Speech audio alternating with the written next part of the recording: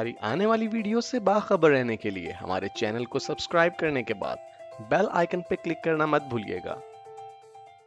बिस्मिल्लाहिर्रहमानिर्रहीम dear students, welcome to IT series tutor channel. इससे पहले कि हम देखें कि माई एसक्यूएल किस तरह से काम करता है और माई एसक्यूएल को इस्तेमाल करके हम किस तरह से डेटाबेस क्रिएट कर सकते हैं, वो डाटा स्टोर और रिट्रीव किस तरह से किया जाता है, कुछ बेसिक कॉन्सेप्ट्स मैं आपके साथ शेयर करना चाहता हूँ। स्पेशली अगर आप पहली मरतबा डेटाबेस मैनेजमेंट सिस्टम के साथ काम कर रहे हैं तो ये कॉन्सेप्ट्स आपको हेल्प आउट करेंगे। तो सबसे पहली चीज़ जो हमें देखनी है वो ये कि एक डेटाबेस इटसेल्फ है क्या।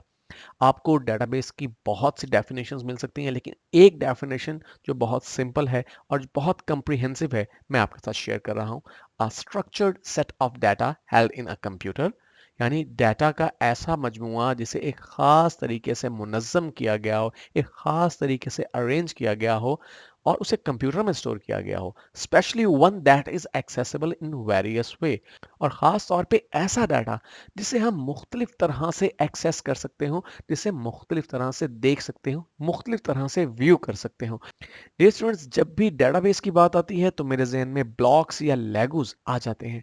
आपने कभी ना कभी अपनी लाइफ में इन ब्लॉक्स या लेगोस के साथ ज़रूर काम किया होगा, आप ज़रूर इनसे खेले होंगे। अब ये ब्लॉक्स मुख्तलिफ किस्म के, मुख्तलिफ शेप्स और मुख्तलिफ साइजेस में अवेलेबल होते हैं, जैसा कि आप स्क्रीन पर देख सकते हैं कि हमारे पास मुख्तलिफ किस्म के ब्लॉक्स अवेलेबल हैं।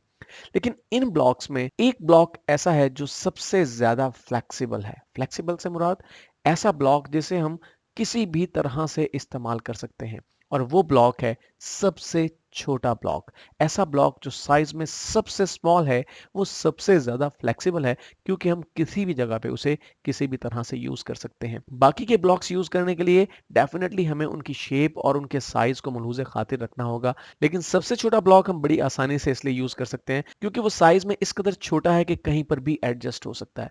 बिल्कुल इसी तरह से डियर स्टूडेंट्स, डाटाबेस में एक्चुअली डाटा को इंतहाई छोटे यूनिट्स के अंदर इस तरह से डिवाइड करके रखा जाता है कि हम उन यूनिट्स को आपस में ज्वाइन करके, हम उन ब्लॉक्स को आपस में मिला के किसी भी तरह उस डाटा को देख सकते हैं। तो डियर स्टूडेंट्स, ये थी डाटाबेस की डेफिनेशन। आइए डाटाबेस के बारे में कुछ मजीद कॉन्सेप्ट्स को डिस्कस करते हैं। सबसे पहली बात ये डियर स्टूडेंट्स कि हम जो डाटाबेस मैनेजमेंट सिस्टम इस्तेमाल करेंगे वो एक रिलेशनल डाटाबेस मैनेजमेंट सिस्टम है, वो एक रिलेशनल डाटाबेस है, यानी ऐसा डाटाबेस जिसमें डाटा को टेबल्स में डिवाइड किया जाता है। सेट ऑफ टेबल्स हमारे पास अवेलेबल होते हैं जिसमें डाटा को तकसीम किया गया होता है। और अमूमन आप एक एप्लीकेशन डेवलप करने के लिए एक डेटाबेस डेवलप करते हैं।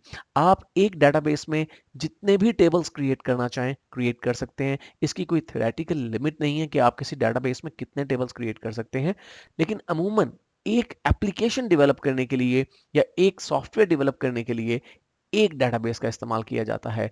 एक से ज़ायद डेटाबेस का भी इस्तेमाल किया जा सकता है, लेकिन अमूमन एक ही डेटाबेस सफिशिएंट होता है। एक और बात जो डेटाबेस के साथ एसोसिएटेड है वो है डियर स्टूडेंट्स एक्सेस, जो कि डेटाबेस लेवल पर ग्रांट की जाती है। इससे क्या मुराद है? इससे मुराद ये डियर स्टूडेंट्स कि हम जब डेटाबेस क्रिएट करते हैं तो हमें डेटाबेस को यूज करने के लिए एक यूजर भी क्रिएट करना पड़ता है, जो कि उस पर्टिकुलर डेटाबेस पर तमाम किस्म की एक्सेस रखता हो, तमाम किस्म के प्रिविलेजेस रखता हो, तमाम किस्म के राइट्स रखता हो।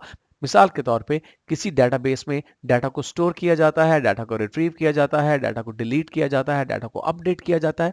तो ये तमाम काम करने के लिए आप एक पर्टिकुलर यूजर एक पर्टिकुलर डेटाबेस के साथ अटैच करते हैं, और उस पर्टिकुलर यूजर को एक्चुअली तमाम राइट्स अवेलेबल होते हैं उस पर्टिकुलर डेटाबेस पे, यानी वो तमाम काम उस पर परफॉर्म कर सकता है। ऐसा डेटाबेस की सिक्योरिटी के लिए किया जाता है। तो डियर स्टूडेंट्स, यहाँ पर हमने टेबल की बात की कि डेटाबेस में डाटा को टेबल्स के अंदर स्टोर किया जाता है। अब टेबल क्या है? Table actually set of columns and rows को कहते हैं, यानी रोज और कॉलम्स का मजमुआ टेबल कहलाता है। अमूमन डेटाबेस के अंदर किसी एक कॉन्सेप्ट या एक नाउन या एक एंटिटी के लिए एक टेबल अलग से क्रिएट किया जाता है। मिसाल के तौर पे अगर आपने किसी बिजनेस का डेटाबेस बनाना है तो आप उसमें प्रोडक्ट्स का टेबल अलग से बनाएंगे, कस्टमर्स का टेबल अलग से बनाएंगे, ऑर्डर्स का टेबल अलग से बनाएंगे, एम्प्लॉयज का टेबल अलग से बनाएंगे, और हर एक टेबल में उस टेबल से रिलेटेड डाटा ही स्टोर किया जाता है। और जैसा मैंने शुरू में कहा कि हम रिलेशनल डेटाबेस को यूज़ कर रहे हैं, यानी एक ऐसा डेटाबेस मैनेजमेंट सिस्टम जिसमें डाटा को टेबल्स में स्टोर किया जाता है। और डीएसटोर्स इन टेबल्स की एक खास बात यह है कि हम इनके दरमियान रिलेशनशिप्स क्रिएट कर सकते हैं, इन टेबल्स को आपस में कनेक्ट कर सकते हैं, यानी किसी एक टेबल में मौजूद डाटा की बेस पर हम किसी दूसरे टेबल से कुछ वैल्यूज एक्सट्रैक्ट कर सकते हैं या वैल्यूज वहां पर स्टोर कर सकते हैं।